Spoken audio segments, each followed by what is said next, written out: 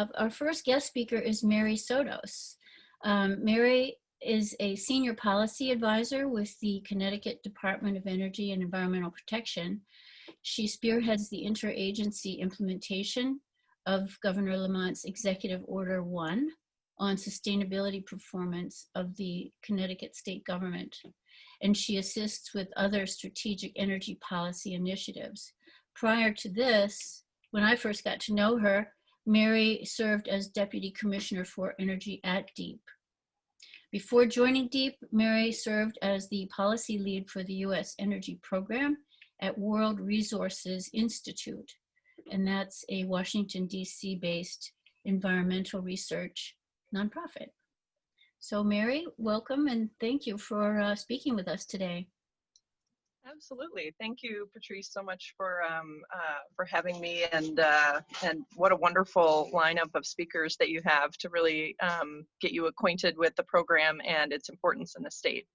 I'll just provide a little bit of orientation maybe on the different roles of energy efficiency in Connecticut. So I'm with the Department of Energy and Environmental Protection, and we're the program and makes policy decisions ultimately around how the program is designed and how the funds are spent. And the details of that are spelled out each year in the state's Conservation and Load Management Plan.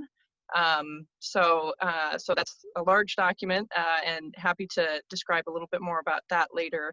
But the program is funded by a combination of sources, the primary one being a surcharge on all customer energy bills. We rely heavily on the Energy Efficiency Board, and you have several board members here today, which is wonderful, to provide direction and guidance on policies. And our utility companies are here who administer the program. And then we have our vendors and contractors who perform the actual work inside your homes and buildings. And so together, all of us have delivered a successful program that regularly ranks Connecticut in the top 5 states for energy efficiency in the nation. I pulled this slide. This is just a summary of some of the benefits of the program, and this is from the Energize-CT annual legislative report. You can see that energy efficiency is a significant investment in terms of the number of jobs that it supports in our state. In terms of the environmental benefits that Patrice, you were just opening with, by reducing the amount of energy that homes and businesses need to use, we actually avoid the need to build generally fossil fuel plants and avoid all the pollution that goes with that. And I think increasingly in this moment in time, we're also really focused on how ultimately these programs save customers money. And they save money on individual bills, but also save on the overall costs that we would otherwise have to pay for our energy system. And we've worked hard to continue to rebuild these programs and achieve these outcomes, particularly in the face of funding shifts like the diversions that happened in 2017, 2018. And we always know that we can be improving. So, we had just started taking a fresh look at some of our programs and evaluating, sort of in that annual process, what we could do when essentially the pandemic hit. And in mid-March, most of the work, came to a halt. And yet, at the same time, all of the drivers that make energy efficiency so important, it just compounded. Right? I mean, those who were able to work from home were now using more energy to keep computers and air conditioners running. With so many facing job losses, many households had an even smaller budget with which to pay energy bills. So it was clear to us at DEEP, and certainly I think all the folks that we were working with, that we needed to find a way to make sure contractors could continue to enter homes safely to resume that work, and that our programs and their incentives were more accessible and affordable than ever. So we can go to the next slide to describe some of the changes that we made to the programs. We are grateful for the recommendations and feedback from contractors, the utility companies, advocates, and households who sort of helped us crystallize what is it going to take to make sure our programs continue to reach a broader customer base. And so this is just a short summary of some of the changes that DEEP has made over the last several months, and that I think we really, are so glad that there are webinars like this available to really help get the word out and spur uptake of these design to to lift up households in this moment. So just as a quick summary, we do have renewed health and safety protocols so that you can be confident if someone's entering your home, that will be done safely and without any public health risks. And so you'll hear from Lorenzo later to describe a little bit more what that specifically looks like. But then on the policy side, some of the specific incentives I just wanted to touch on today are, the very first step up front of paying for an energy audit. Typically, in the past, we would have a copay that was between $75 and $149 per visit.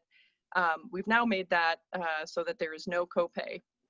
So this is, really trying to reduce as many barriers to entry.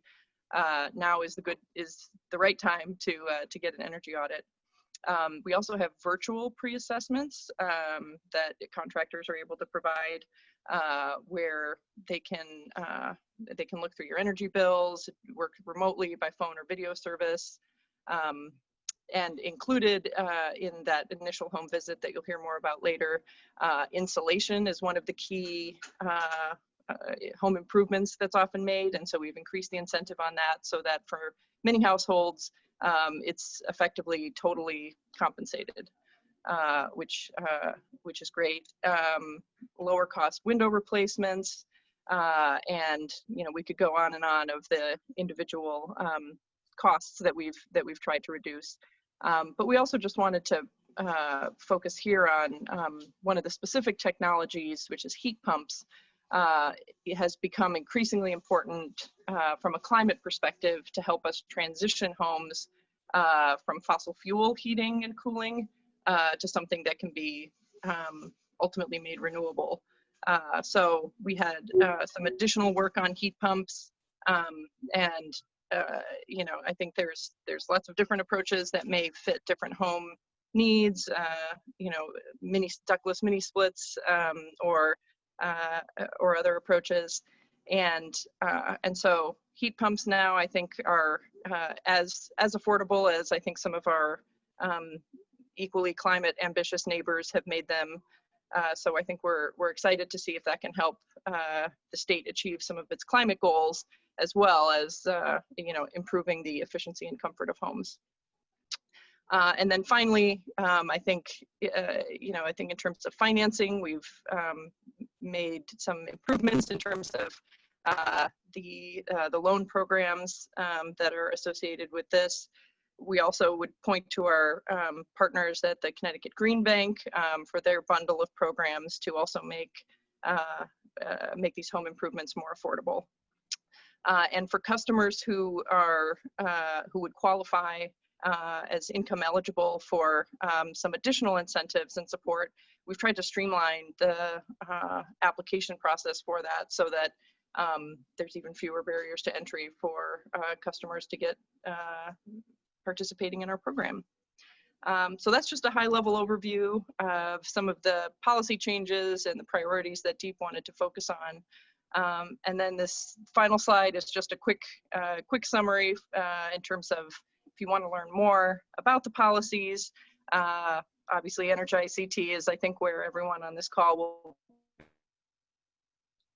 have a great summary of the annual program outcomes and key statistics. And on the DEEP side, all of our program documentation and our policy summaries are also available on our website. And then that's my contact information there as well. So thank you very much, and looking forward to continuing to get into the details of the program through the other speakers. Wonderful, Mary. Thank you very much. That was great. And I salute everybody at DEEP for focusing on this, and particularly, you know, focusing on the hard to reach households and all the benefits that need to be streamlined so they can access them better. Thank you so much.